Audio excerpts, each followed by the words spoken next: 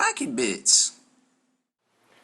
Hey everybody, MBG here with a video unboxing and review of the Apocalypse Collector's Edition. I got mine this weekend and used it in the game, and it's a really cool. If you're really into playing Apocalypse, this thing is really neat, and it's actually pretty useful, you know, for actually playing the games too. So let's take a look at it here.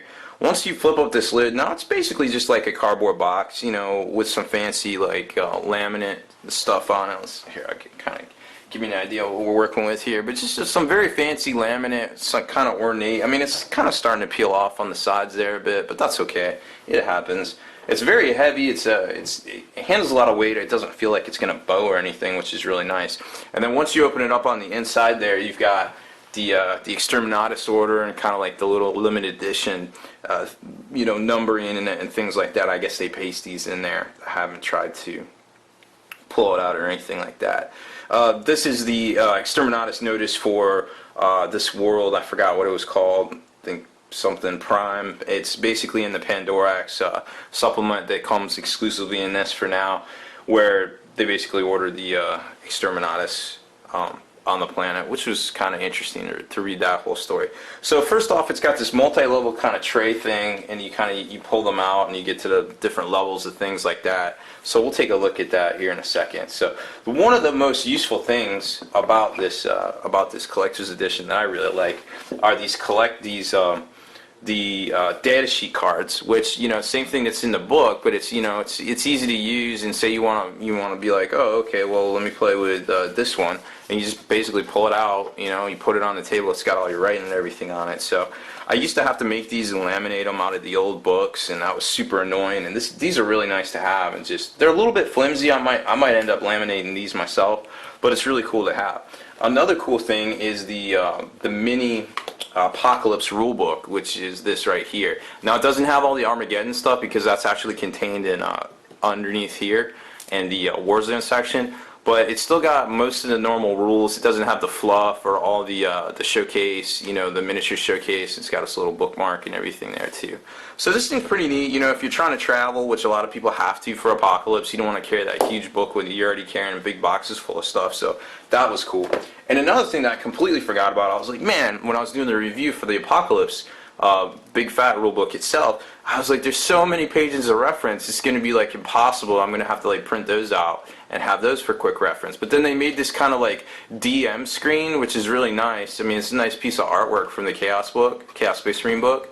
But the cool thing about it is you flip it over, you know, it basically sets out on the table and has all your rules and everything, and you just kind of set it on the table and just kind of pick it up and look at what you're doing and then put it back down or whatever. Super easy to get to, and it's actually pretty high quality stuff. I would have really liked them to do the data sheets in this material, this laminate kind of thing, but you know, it is what it is, and I can't really complain so much.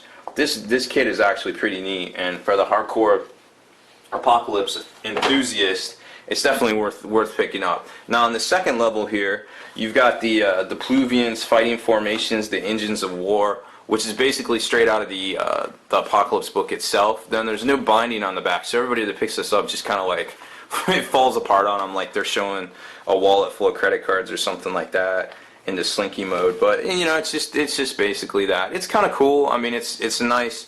You know, GW wants you to see this because they want you to get inspired and be like, oh, I gotta, you know, paint all this stuff up and buy all this stuff and yada yada, and that's fine. But for veterans like me, I probably don't need it. But anyways, this is another thing I don't like about it, and those were like my two chief complaints. Was just the thickness of the data sheets. This doesn't give you any give. Like, it's just straight up right there. So whenever you bump it, the thing starts to fall down again. It's kind of annoying. I might actually rip that out, but I wanted to keep it on there for this video review.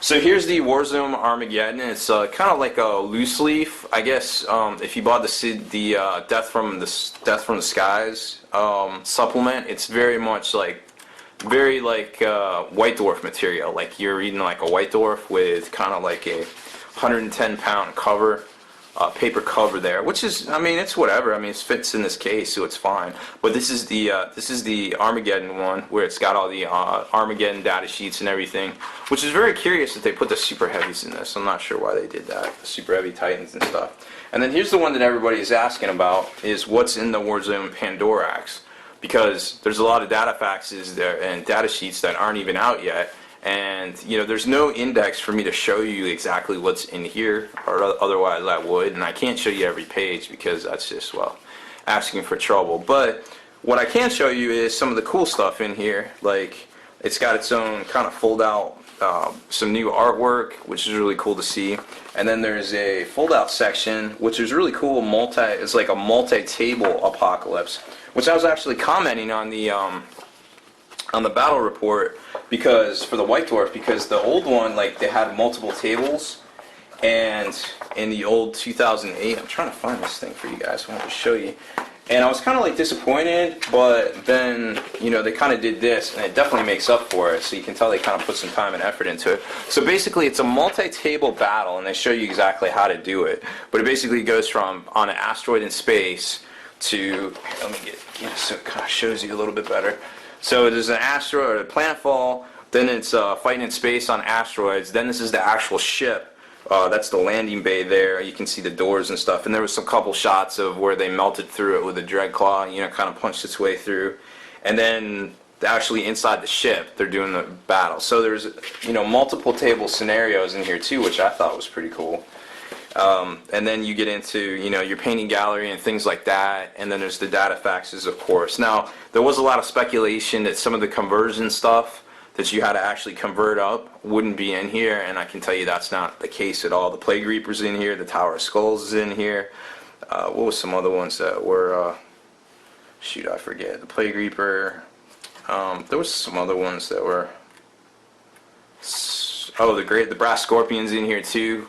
So that was kind of cool to see that they brought those back and they didn't just like get rid of them and stuff. There's a couple other formations, like there was an old Assassin's formation, and there's a formation in there for all of the Lord of Skulls as well, multiple Lord of Skulls. So there's some cool stuff in there. I'm not sure if it was actually worth buying the whole kit just for that, but you know, it was a nice bonus. And then here's the asset cards. We talked about these already. I actually had a chance to go through and read a lot of them. There's some really good ones in here actually. Like for orcs, you can get back the Mech's Workshop is pretty good. You can get back a lot of hull points and things like that on your vehicles. And then there's ones that were just like straight up Imperium, and then any army. Those are definitely worth taking a look at too, because they'll get you some good bonuses in game if you don't exactly like the stuff that you can get normally. But remember too, you can always bring back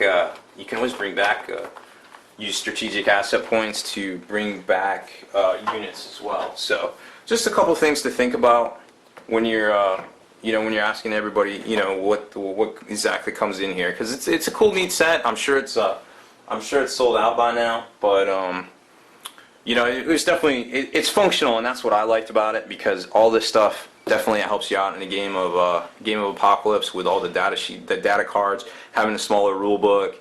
Having the extra data sheets was kind of cool, but I'm sure they'll leak out eventually. But I'm digging it. It doesn't weigh too much. Obviously I wouldn't take this around to an event with me. I'd probably just grab the data cards and the small rule book and just kind of go, and the dungeon master screen as well. So it's a nifty little thing.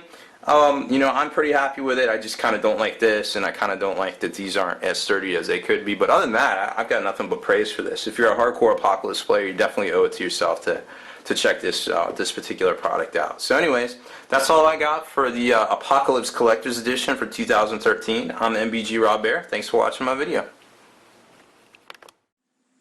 Spiky Bits.